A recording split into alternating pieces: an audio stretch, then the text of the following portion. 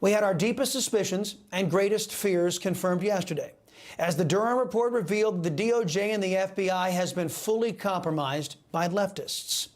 The revelations are grim, and they not only indict unelected charlatans in the FBI, but those in the Congress who have surrendered us to the totalitarian and anti-American impulses of some really, really bad people. This is how democracy dies. We focus on the forecast fall of our republic in today's preamble. Here are some of the lowlights featured in the Durham Report. The Trump-Russia collusion investigation, known as Crossfire Hurricane, was launched with no evidence of Russia collusion.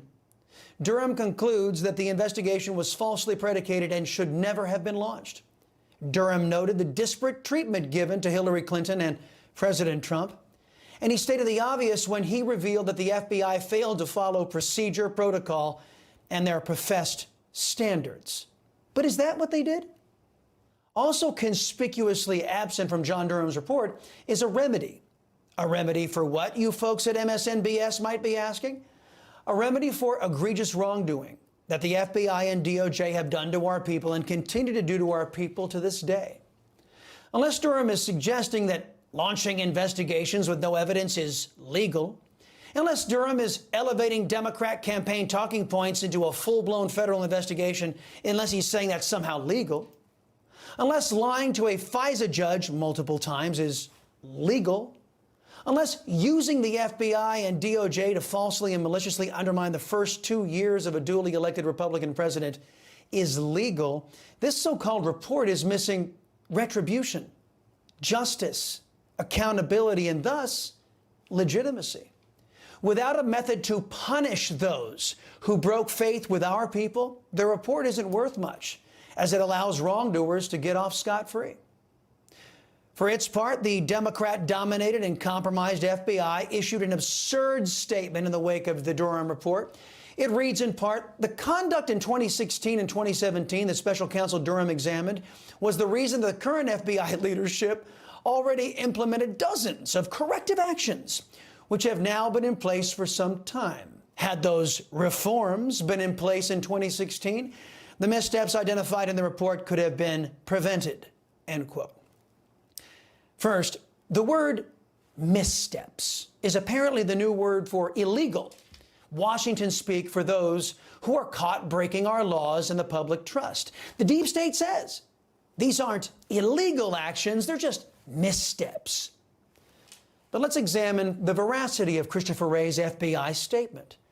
Under Mr. Wray, his phantom reforms, the FBI has proceeded to raid a former president's home months after visiting that very same home and making suggestions to guard material that the FBI said the president had every right to have, but merely suggesting better security measures for that material. Since these so-called reforms, the FBI has become more brazenly totalitarian, targeting the Democrat Party's political foes while ignoring actual criminals. Christopher Wray has slapped former Trump officials, Catholic parents, and other opposition to Democrats in chains, while he and Merrick Garland have ignored fire bombings at women's pro-life clinics and other atrocities committed by Antifa, BLM, and other elements of the terrorist left. But dear leader Joe Biden, he's been stealing classified documents since his time as a U.S. Senator. But no raid, no shabby treatment for him, his family members, or Democrats who serve in his regime. In fact, despite mountains of evidence showing that Joe Biden and his crime family have sold out our nation to the highest foreign bidder, Christopher Wray doesn't order a crossfire hurricane investigation of Biden and the Democrats. Instead, he and Merrick Garland tell congressional Republicans to stick it where the sun don't shine, like a mob boss telling the cops, hey, we don't want to know where Biden, his family, and the Democrat Party get their money. Bada bing, bada boom. In fact, if you decide you want to look into all the shady dealings of Democrats, it could cost you everything. Reports say that the failed Supreme Court nominee, Merrick Garland, has completely axed the entire IRS investigative team tasked with investigating Hunter Biden and his alleged multiple violations of the tax code. Under socialists in the Democrat Party, our government has descended into defenders of organized crime, from enriching narco-terrorists, delivering children into sex slavery, and now making sure that Democrat depravity never gets investigated or prosecuted. The writing was on the wall in 2016. In this case, given the importance of the matter, I think unusual transparency is in order. Although there is evidence of potential violations of the statutes regarding the handling of classified information, our judgment is that no reasonable prosecutor would bring such a case. In other words, even though there's evidence that a high-profile Democrat, Hillary Clinton, broke the law, we aren't going to investigate or prosecute her. Quite a different standard from President Trump, wouldn't you say? You see, for a Republican, the FBI standard is now, we have no evidence, so let's investigate and let's prosecute.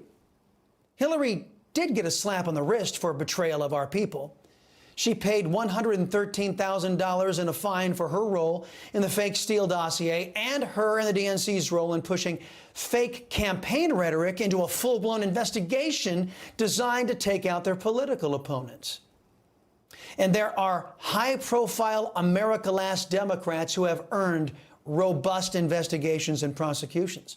The aforementioned Hillary Clinton, Barack Obama, Joe Biden, John Brennan, James Clapper, Bruce and Nellie Orr, Peter Strzok, Lisa Page, Andy McCabe, and of course, James Comey. And also for their recent conduct, Christopher Wray and Merrick Garland have earned severe prosecutions and punishments, in my opinion.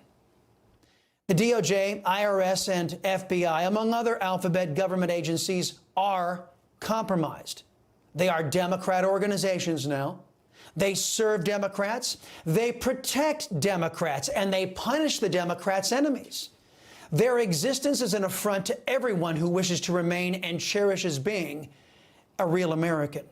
Now, you'd think that this would alarm Republicans out there. But what has their response been? Well, they want to fully fund all of this Democrat corruption. Today, I spent my time on the phone telling my elected representatives that it's time to defund all of this corruption. The vast majority of our government is now owned by partisan, untrustworthy, and anti-American Democrats. At the very least, conservatives, independents, and the few remaining Democrats who prize the rule of law should no longer be forced to fund such a compromised government. A government that is now really just organized crime. Bada bing, bada boom.